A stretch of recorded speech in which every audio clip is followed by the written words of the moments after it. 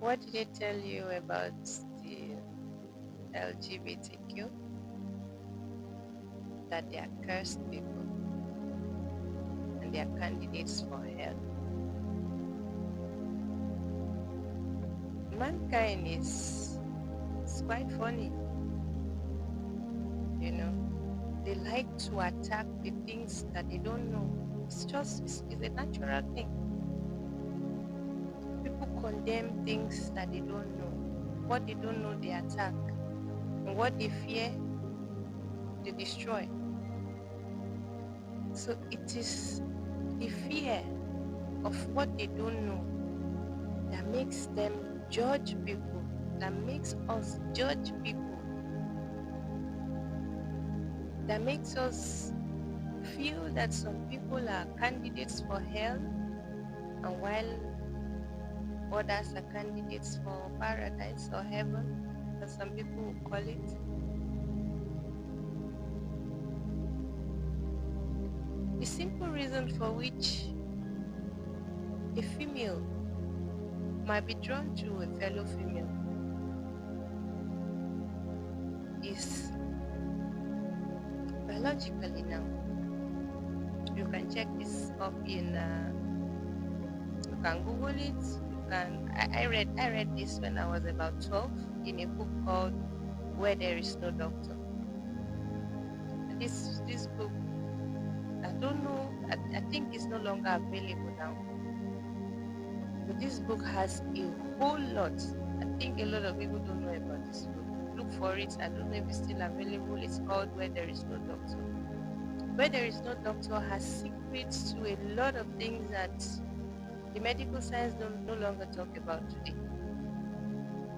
Biologically, why someone would be drawn to his or her own gender is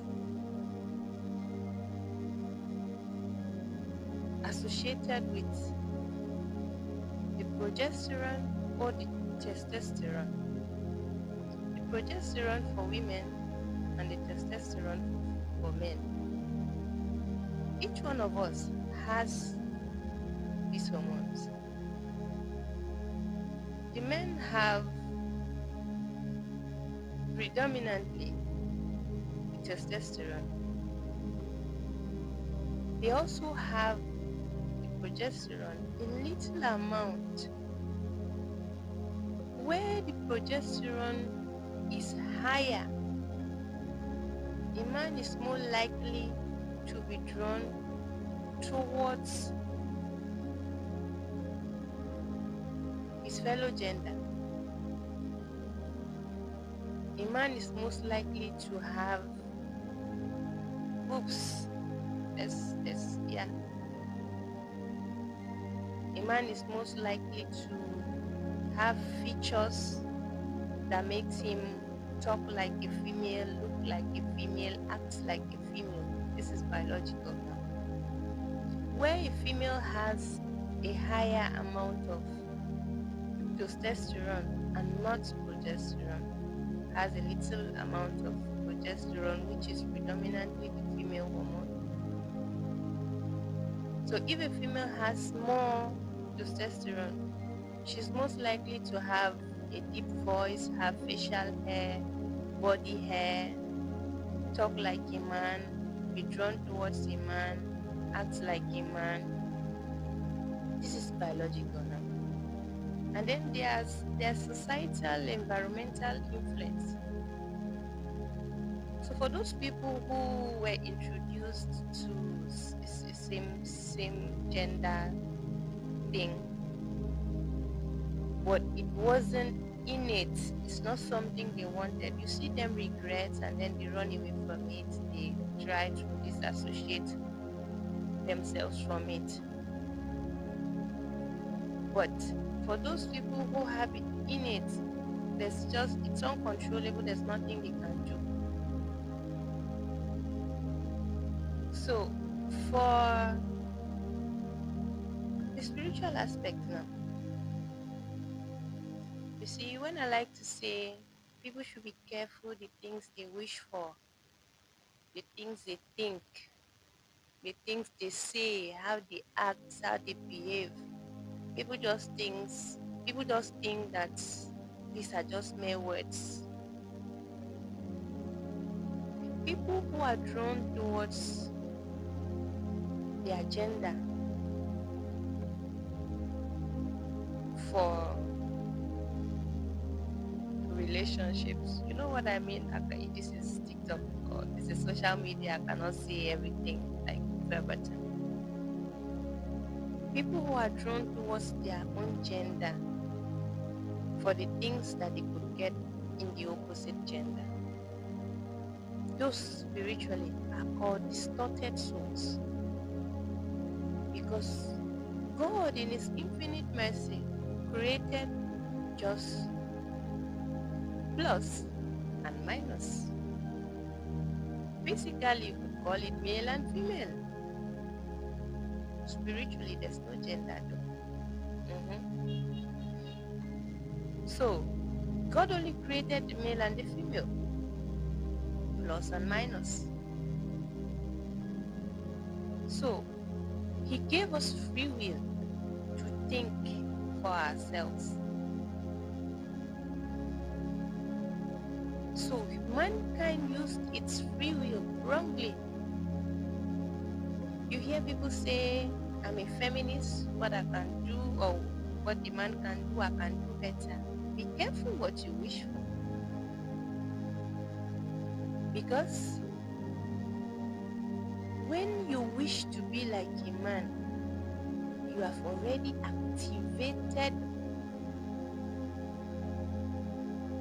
your next incarnation. You have already activated the journey of your next incarnation. If you're not grateful for the gender that God has made you to experience, you're going to reincarnate as a female spirit in a male's body. I don't know what can be more terrible than that. Spiritually, those people you see going towards their agenda, they are sick people. They are people that need prayers. They are people that need love. Because if you ask them, they cannot even give an explanation to why they are drawn towards their agenda. They just tell you that it's something that they cannot control. Spiritually, they wished for it. In their other incarnations, they had wished to be like the other gender. They were not grateful for the gender that they were granted. If a man wishes in this earth life, oh, I wish I was a female. If I was a female, life would not be this bad. Life would not be this hard. You have activated the journey towards your next incarnation. You're going to reincarnate as a male spirit in a female's body. What could be more terrible than that? Each one of us should be careful the things that we wish for. Each one of us should be careful the things that we say, the things that we think, because all of it is vibration. It moves. Once you think it, you've activated it. Once you say it, you've activated it. Once you act it, you've activated it. We live in a world of movement. Nothing is static. Your thoughts are not static. Your words are not static. Your wishes are not static.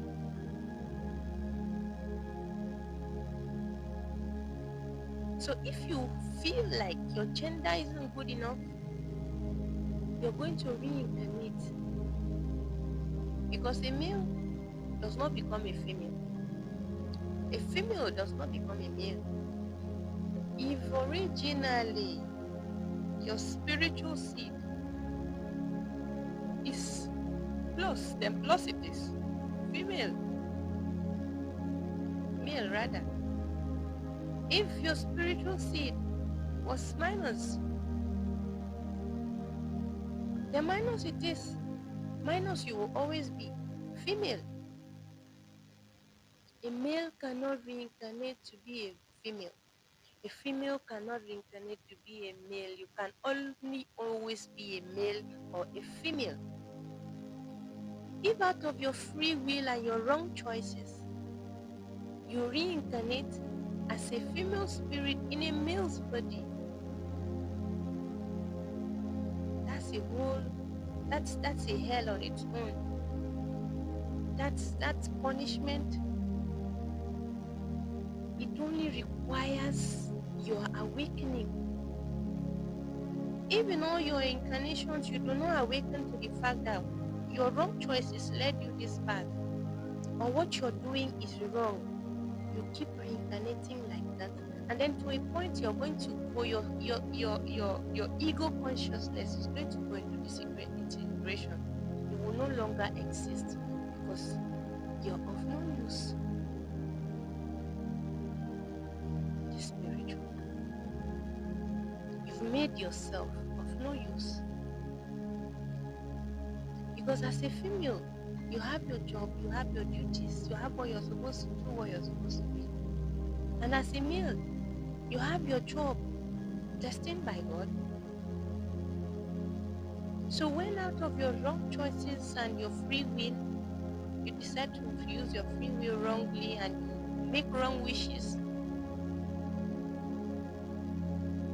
you will be stuck. Be careful what you wish for. So these people, what they need is prayers and love, not segregation, because they don't even know. It's only their spirit that can awaken. Some of them question the things that they do, even though they can't even give an account. Some of them regret it. Those who regret, they've actually won over themselves, because their next incarnation will be different. When they win over themselves, they will regret. They take a new leave.